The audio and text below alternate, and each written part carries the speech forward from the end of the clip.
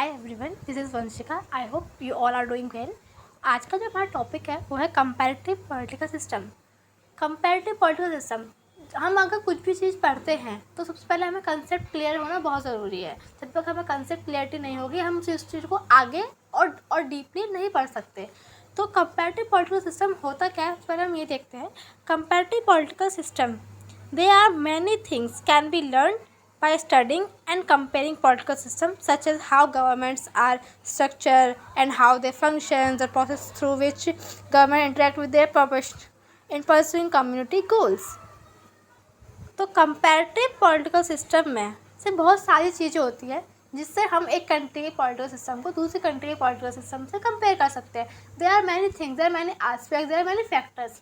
अब वो क्या क्या हो सकते हैं, उस एक कंट्री का पॉलिटिकल स्ट्रक्चर कैसा है, उसके फंक्शंस क्या क्या है, उसके बिहेवियर क्या है, वहाँ के पॉलिटिकल सिस्टम के फीचर्स क्या क्या है, मेरिट्स क्या है, डीमेरिट्स क्या है, ये सारे एस्पेक्ट्स हम देखते हैं और समझते हैं।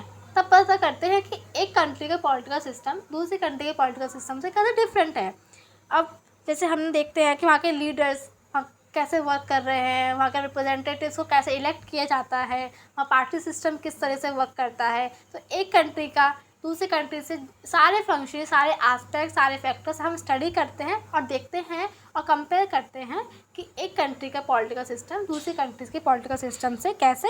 अब हम ये एक डायग्राम से समझते हैं इसको कि हम क्या क्या चीज़ें हैं या क्या क्या वो एस्पेक्ट्स हैं जिसके बेस पे एक कंट्री की पॉलिटिकल सिस्टम को दूसरे कंट्री के पॉलिटिकल सिस्टम से कंपेयर कर सकते हैं। लाइक वहाँ के हम पॉलिटिकल सिस्टम को देख सकते हैं, ओवरऑल पॉलिटिकल स्ट्रक्चर को देखें हम अगर हम, तो उसमें सब हमारा पॉलिटिकल पार्टीज आ जाती है, इलेक्टोरल सिस्टम आ जाता है, वहाँ के पॉलिटिकल इंस्टीट्यूशंस आ जाते हैं, ठीक है, वहाँ के गवर्नमेंट इंस्टीट्यूशन कैसे वर्क कर रहे हैं वो आ जाता है, उनका फंक्शंस, उनके फीचर्स वो आ जाते हैं, वहाँ के कंट्री की पॉपुलेशन कैसी है, कंट्री जो कॉन्स्टिट्यूशन फॉर्मेशन है वो भी हम देखते हैं कि एक कंट्री का कॉन्स्टिट्यूशन फॉर्मेशन दूसरी कंट्री के कॉन्स्टिट्यूशन फॉर्मेशन से किस तरीके से अलग है। तो ये सारे एस्पेक्ट्स हैं हमारे जो हम देख के कंपेयर कर सकते हैं एक कंट्री को दूसरी कंट्री के पॉलिटिकल स्ट्रक्चर से, उनके इंस्टीट्यूशन बिहेवियर से, उनके फंक्शन से, उनके नेचर से। नेक्स्ट जो पॉइंट है वो है कि कंपैरेटिव पॉलिटिक्स का नेचर और स्कोप क्या है। नेचर और स्कोप कंपैरेटिव पॉलिटिक्स में हम देखते हैं ग्लोबल पर्सपेक्टिव से समझते हैं कि एक कंट्री दूसरी कंट्री से कैसे अलग तरीके से वर्क कर रही है, उनकी पॉलिसीज़ क्या क्या है, वहाँ की जो एक कंट्री की पॉलिसीज़ हैं वो दूसरी कंट्री की पॉलिसीज़ से कैसे डिफरेंट है, गवर्नमेंट कैसे वर्क कर रही है। और हम ये भी देखते हैं स्कोप में अगर हम देखें तो ये देखते हैं कि एक कंट्री की जो पॉलिसीज़ है दूसरी कंट्री से कैसे अलग है और हम कैसे अपनी कंट्री में उसको इम्प्लीमेंट करके और बेटर बना सकते हैं अपने पॉलिटिकल सिस्टम को। और नेक्स्ट जब हम देखते हैं तो significance of comparative politics. Comparative politics के सिग्निफिकेंस बहुत सारे हैं। तो मेन सिग्निफिकेंस तो ये है कि हमें एक डीपर अंडरस्टैंडिंग प्रोवाइड कराता है।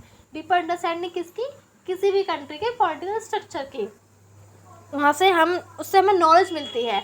हम कंपैरेटिव पॉलिटिक्स को पढ़ते हैं तो हमें एक नॉलेज, एक डीपर अंडरस्टैंडिंग प्रोवाइड होती है उनके बिहेवियर को लेके, उनके फंक्शंस को लेके, उनके इंस्टीट्यूशंस को लेके। तो आई होप आप सबको थोड़ा थोड़ा क्लियर हुआ होगा कि कंपैरेटिव पॉलिटिकल सिस्टम होता क्या है। अगर आपको कोई भी डाउट है तो आप उसको कमेंट सेक्शन में बता सकते हैं। I try to solve them. Thank you so much.